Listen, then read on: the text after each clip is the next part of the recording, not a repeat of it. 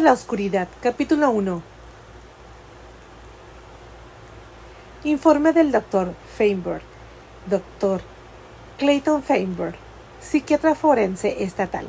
Unidad psiquiátrica del Community General Hospital. Notas sobre la paciente Celeste Atwell, de 17 años y 4 meses. Información de antecedentes proporcionada por el oficial investigador Stephen Gary, Departamento del Sheriff del Condado de Sullivan. Celeste Atwell vivía con su madre, Sarah Atwell, y un bebé que se cree que es el hijo de la madre de Celeste, engendrado por su segundo marido Dave Fletcher, fallecido. Vivían en una granja en Allen Road, a solo 1 milla o así, al suroeste de la aldea de Sanborns, en Nueva York. El bebé también se llama Celeste, pero en la casa se distinguió de la primera Celeste porque la familia se refería a ella como bebé Celeste. Sin embargo, los nombres idénticos para 2 hermanos nunca llegaron a ser un problema porque durante algún tiempo, inmediatamente después de la muerte aparentemente accidental de su hermano gemelo Noodle, Celeste Atwell fue criada como su hermano gemelo. Se le hizo asumir una personalidad masculina y negar todas sus características femeninas. En el momento de la muerte de Noodle, Sarah Atwell convenció a las autoridades policiales de que su hija Celeste era una niña secuestrada y desaparecida. Las razones de todo este subterfugio siguen siendo oscuras. Hay una investigación en curso sobre la causa real de la muerte de Noodle Atwell, el linaje de la bebé Celeste y los eventos que ocurren recientemente que resultaron en la muerte de Betsy Fletcher, la hija de David Fletcher. Betsy se mudó a la residencia recientemente con un niño varón nacido fuera del matrimonio, un tal Parker Fletcher. Un altercado entre Betsy Fletcher y Celeste Atwell, que resultó en la muerte de Betsy Fletcher, ocurrió justo antes o poco después de la muerte de Sarah Atwell. La mejor información que tenemos en este momento es que la muerte fue causada por una caída en la escalera durante una pelea que resultó en que Betsy Fletcher se rompiera el cuello. Celeste Atwell luego enterró el cuerpo de Betsy en el jardín de hierbas de la familia. La investigación forense concluye que Sarah Atwell murió de insuficiencia cardíaca. También se ha concluido que sus restos permanecieron en su cama durante al menos 2 o 3 días. El departamento del sheriff del condado llevó a la paciente al pabellón psiquiátrico, siguiendo la orden del honorable juez Levine, asignándola a mi cuidado y para realizar un análisis para determinar si puede o no ser considerada responsable de sus acciones y si puede o no ser de alguna ayuda para la solución de estas preguntas adicionales. Después de una noche durante la cual estuvo sedada, fue llevada a mi oficina para su visita inicial. Primera sesión de evaluación psiquiátrica. La paciente se sentía notablemente cómoda y a gusto, a pesar de los acontecimientos traumáticos que la habían llevado al pabellón psiquiátrico. Para ser puesta bajo mi cuidado, parecía comprender a dónde la habían llevado y no ofreció resistencia ni expresó ninguna queja. Su complacencia me llevó a sentir que tenía un enfoque fatalista de sus propios asuntos y destino. Después de establecer la confianza necesaria entre nosotros para mi sesión, mantuve un diálogo cuyos puntos destacados he anotado a continuación. Entrevista al paciente. Veo en el informe policial que usted dijo que estaba tratando de evitar que Betsy Fletcher llevara una olla de agua hirviendo por las escaleras. Dijo que estaba amenazándola con arrojarlo sobre su madre. No se encontraba bien y estaba en la cama. Celeste Atwell. Sí. ¿Por qué quería hacer eso? Celeste Atwell. Ella pensó que mi madre estaba robando el dinero para su padre que le dejó y no se lo daría. Y sí, durante ese curso de esa lucha entre usted y Betsy para evitar que lastimara a su madre, que se cayó por las escaleras y se rompió el cuello. Celeste Atwell. Sí. Celeste, si mataste a Betsy Fletcher accidentalmente, ¿por qué no llamaste a la policía o llamaste a una ambulancia?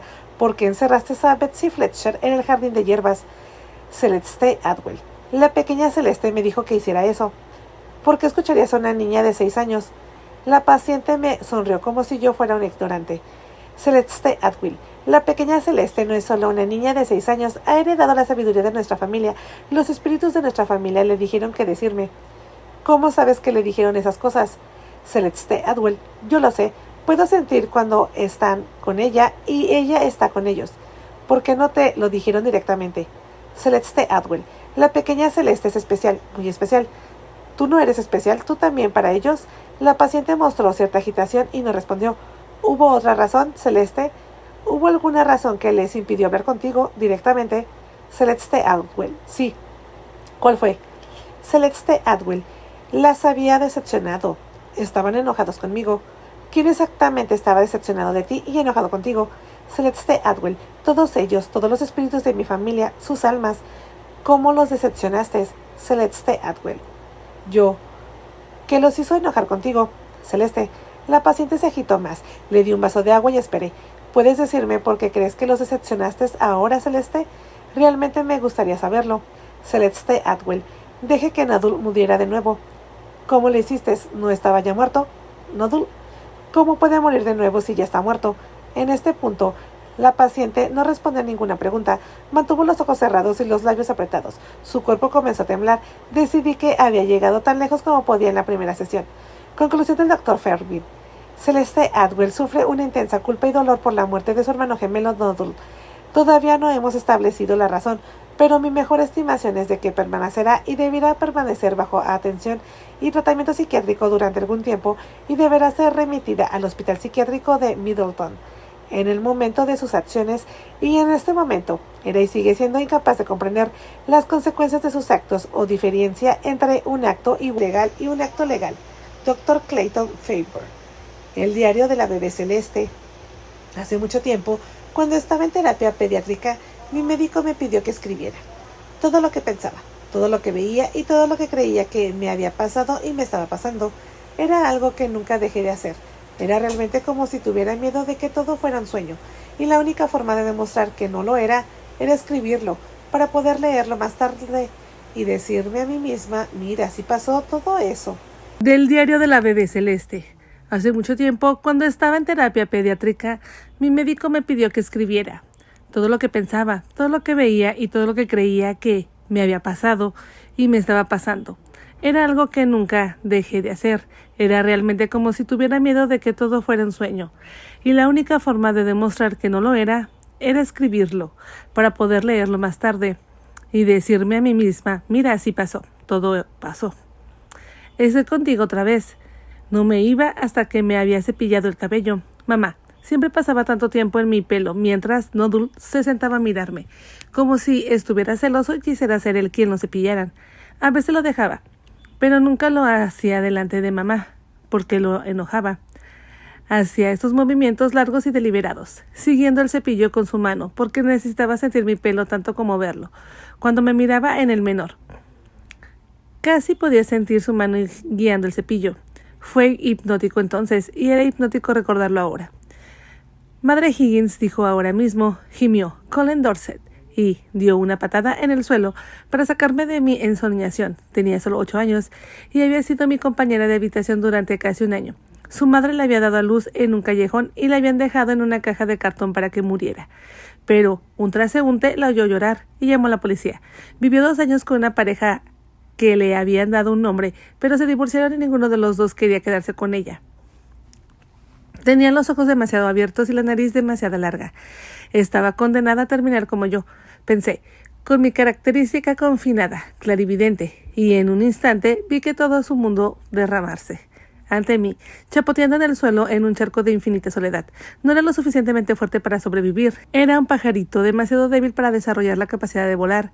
Donde ese pajarito se cae del nido, me dijo mamá, es donde morirá.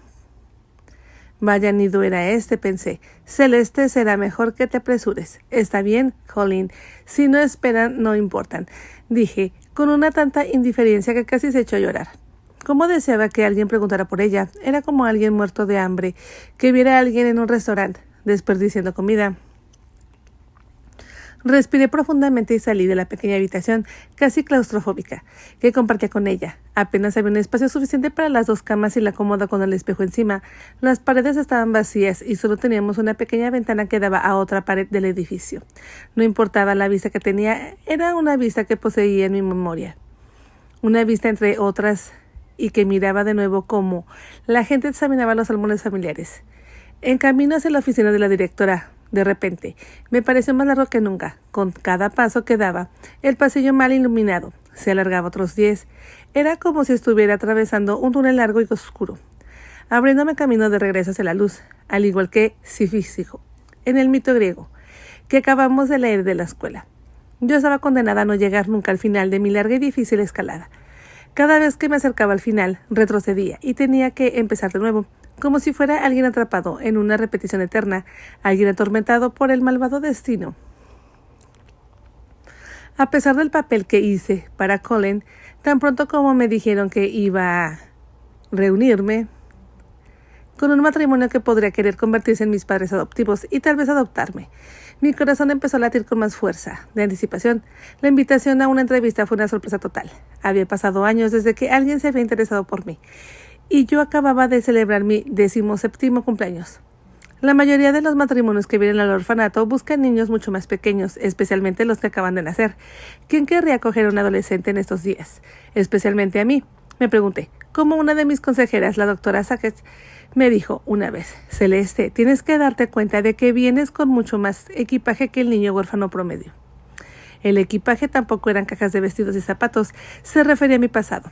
El estigma que llevaba encima debido a mi inusual familia y nuestra historia. Pocos padres adoptivos potenciales te ven como a ti misma.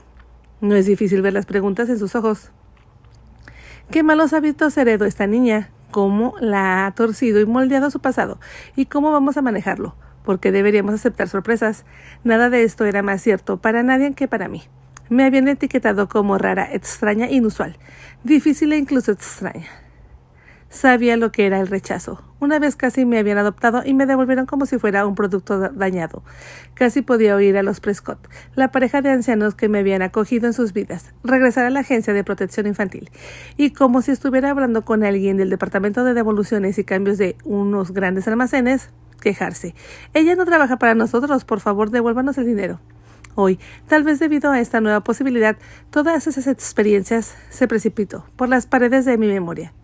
Donde había estado encerrada durante tanto tiempo, también empujó gran parte de mi pasado hacia atrás, de modo que mientras caminaba desde mi habitación hasta la oficina para reunirme con esta nueva pareja, los eventos más dramáticos de mi vida comenzaron a reproducirse.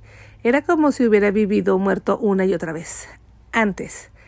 La verdad es que siempre me he sentido como alguien que ha nacido 2 veces, pero no en ningún sentido religioso. No fue que hubiera tenido un nuevo despertar después de cual pudiera ver el mundo bajo una luz diferente, ver la verdad y todos los milagros y maravillas que otros que no habían renacido no vieron.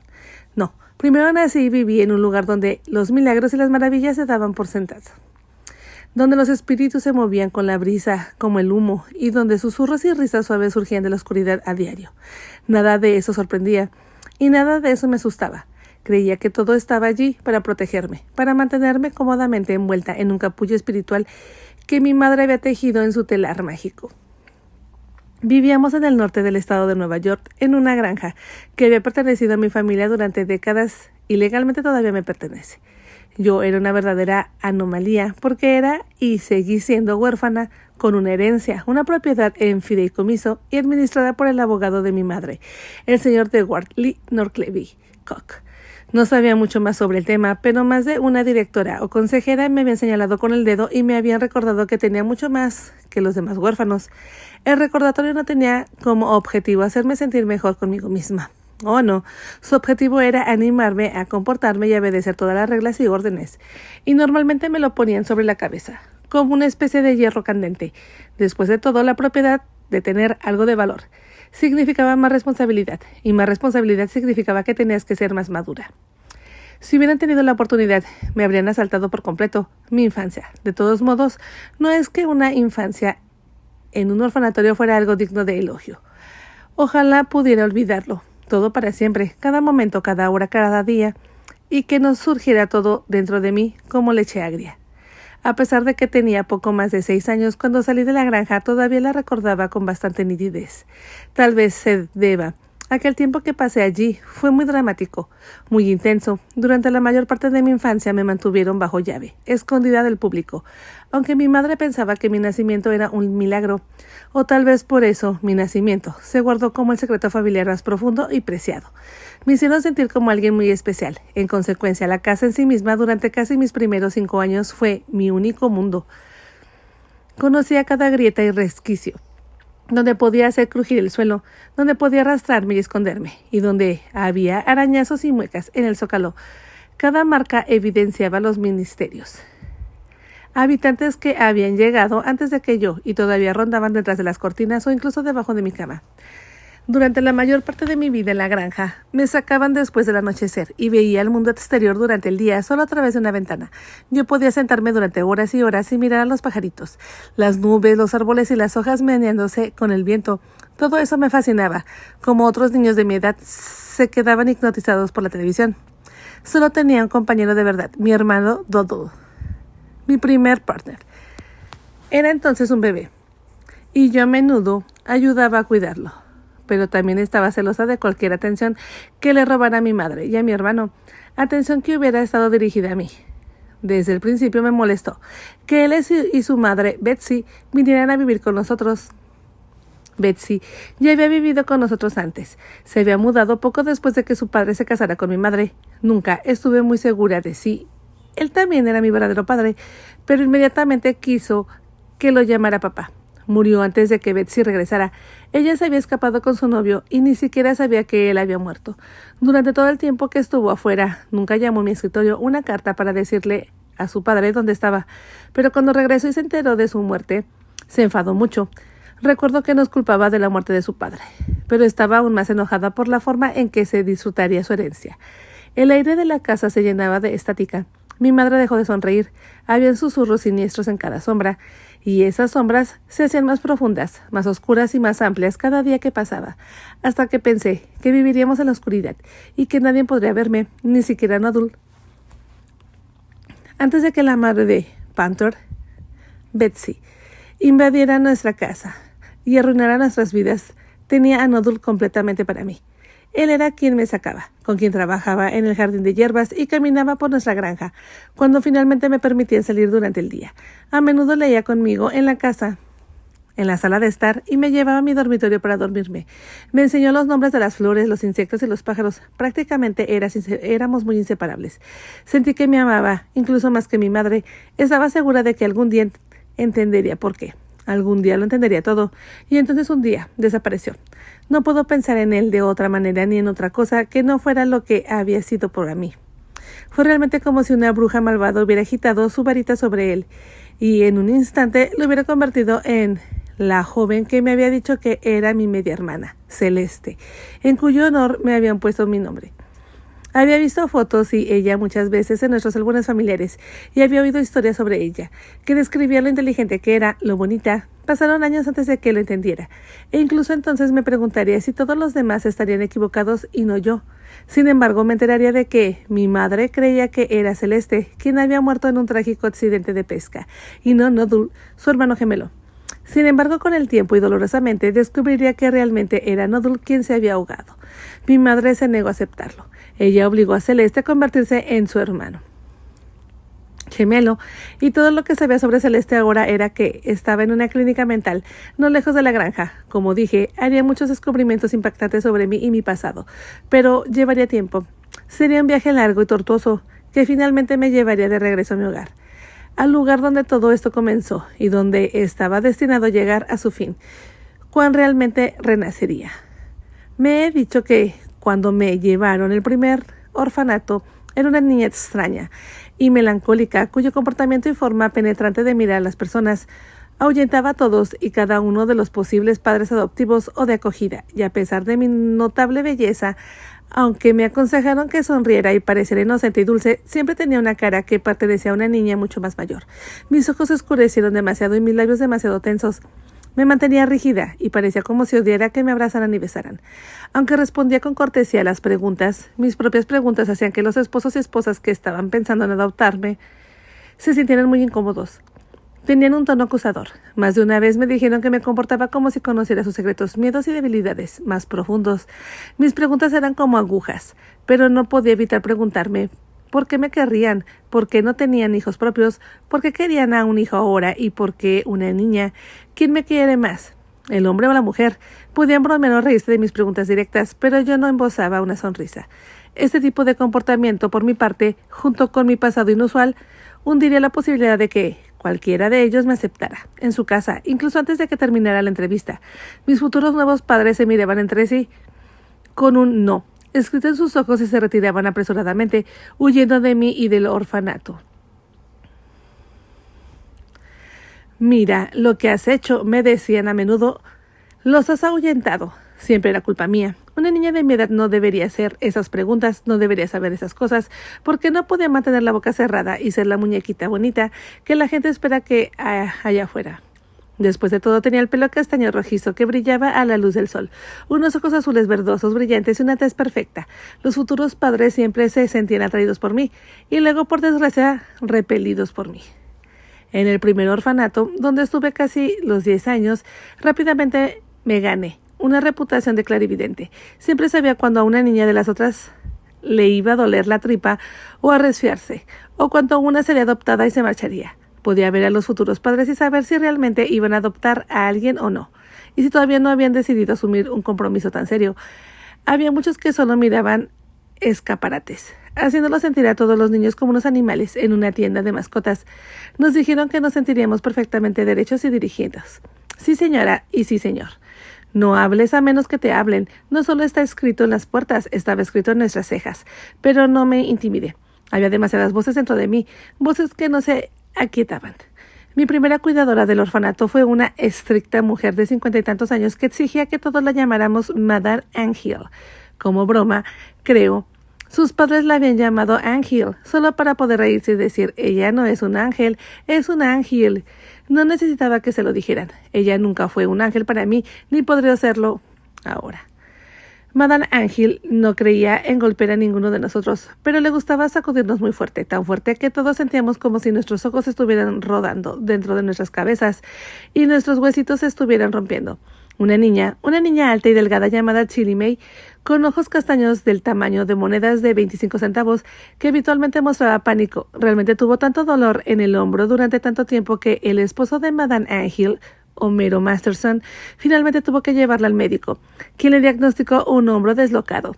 Chili May estaba demasiado asustada para decirlo, cómo había llegado a tener tanta dolencia. Tuvo un dolor durante varios días, verla y oírla llorar hasta quedarse dormida, ponerse nerviosa, a todas las demás niñas de ahí. A todas las demás, menos a mí, por supuesto. Nunca le tuve tanto miedo a Madame Angel como a las demás. Sabían que nunca me sacudiría tan fuerte. Cuando me sacudía podía mantener la vista fija en ella todo el tiempo sin llorar, y eso lo hacía sentir más incómoda que a mí el temblor. Me soltaba como si le ardieran las manos. Una vez le dijo a su esposo que yo tenía una temperatura corporal anormalmente alta. Ella estaba tan segura de ello de que tuvo que tomarme la temperatura y mostrarle que yo era tan normal como cualquiera. Bueno, todavía creo que ella puede ponerse más sexy a voluntad, murmuró.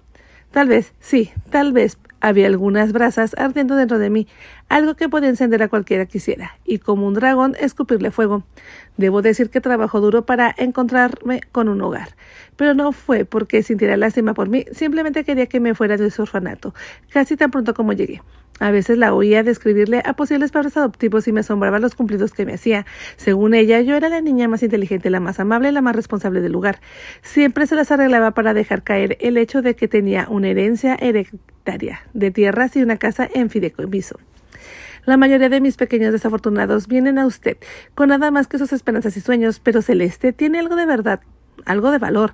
Es como si su educación universitaria y su dote nupcial estuvieran incluidas en cualquier adopción, les decía, pero nunca era suficiente para superar todas las cosas negativas que veían y aprendían. ¿Dónde están sus parientes?, preguntaban inevitablemente. No hay muchos y los que hay nunca han estado cerca. Además, ninguno de ellos quiere la responsabilidad de cuidarla, fue la explicación estándar de Madame Angel, que no estaba muy convencida. Sabía las preguntas dañinas que sus respuestas creaban inmediatamente en las mentes de las personas que estaban considerando mi idea.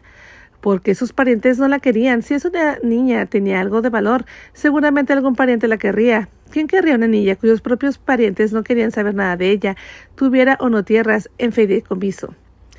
Me pregunté, ¿qué valor tenía realmente la granja? Por supuesto, en mi memoria, la casa y la propiedad seguían siendo enormes. Después de todo, una vez en el universo entero para mí. Durante años creí que no solo la casa y la tierra me esperaban, sino también todos los espíritus que habitaban allí. Sería como regresar al útero, a un lugar donde había protección y calidez, y todo el amor que había perdido. ¿Cómo podía alguien ponerle un valor a eso? Quería crecer de la noche a la mañana para poder regresar.